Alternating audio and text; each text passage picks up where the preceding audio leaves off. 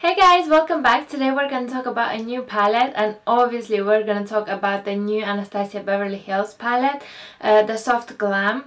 I was really excited to buy this one. It was really beautiful, and I hoped that the quality would be similar to the Modern Renaissance palette.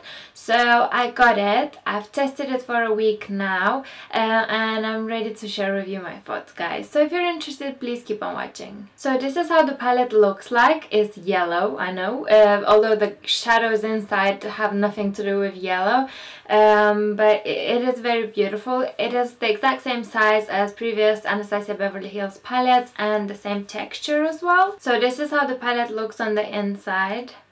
It's very beautiful. In this palette you actually get more shimmery shades than other Anastasia Beverly Hills palettes.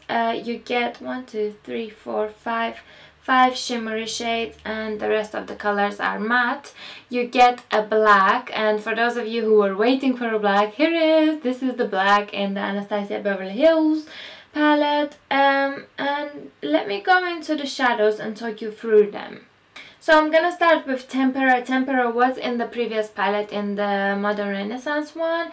It's the same color. I really like it, so I'm not bothered that it's here as well. This is all over the lid color. It's very settled. You can use it every single time you apply shadows.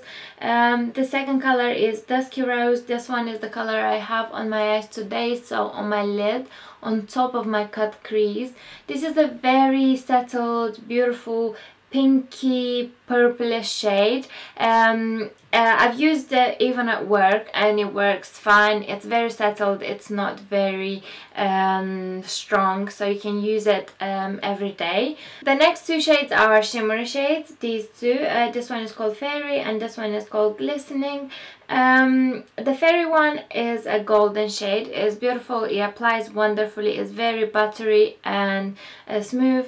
The Glistening shade is a more coppery shade, but it's the exact same texture as the Fairy shade, so you have a bit of a choice here, but they are quite similar, but still different. The next shades, Orange Soda, Burnt Orange, Sienna, Rustic and Cypress Amber, are really useful shades on everyday basis. If you want a palette that is gonna be useful for work, for when you don't have a very intense makeup, this is wonderful, because all these shades over here, they can be used on everyday basis, and they are very different, so they give you different looks. You can combine them in every single way, and they are all brownish undertones, warm brownish undertones. These shimmery shades over here are quite different in texture. So the rose pink, it's similar in texture with these two guys,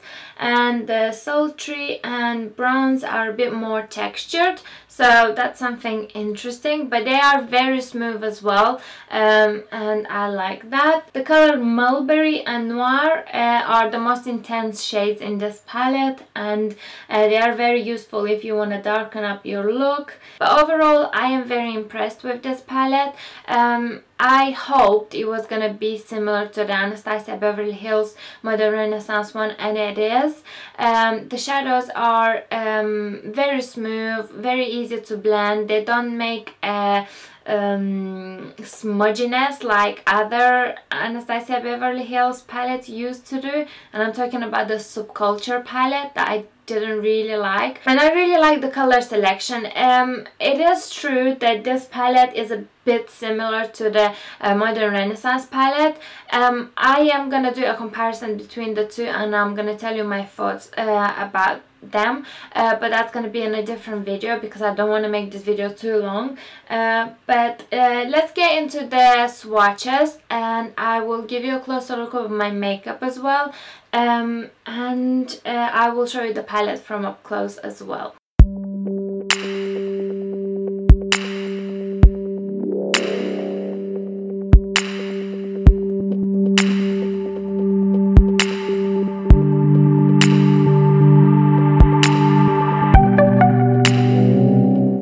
So guys, this is how the colors swatched. As you can see, you have a lot to work with, lots of shimmery shades. The matte shades are also very beautiful. The color range is very wearable, so I hope you can see. And this is how the palette looks up close. Hopefully you can see, guys, that the colors sultry and bronze are a bit more textured than the other shimmery shades. Overall, I like this palette. I do recommend it to you guys. If your question is, should I buy this one over other drugstore palettes that are over there, it depends on your budget, really. To be honest with you, the colors in this palette won't last longer than drugstore ones would, because I actually was wearing them at work and I didn't find that they were specifically wearing longer than other drugstore ones that I was using before that. So if you have the money, definitely go for this palette. You're not gonna regret it. It feels wonderful and expensive, and the colors blend wonderfully, and the color selection is very beautiful. But if you don't have 45 quid to spend on this palette, definitely wait. I'm sure some other brands are gonna replicate these colors. I'm sure you can already find these colors in other palettes. But yeah, I'm definitely happy that I got this palette, and it looks like I'm gonna be using it quite a bit actually. Thank you very much for watching, guys. Please subscribe to my channel if you haven't already. Please leave me questions down below, and I will see you soon. Bye!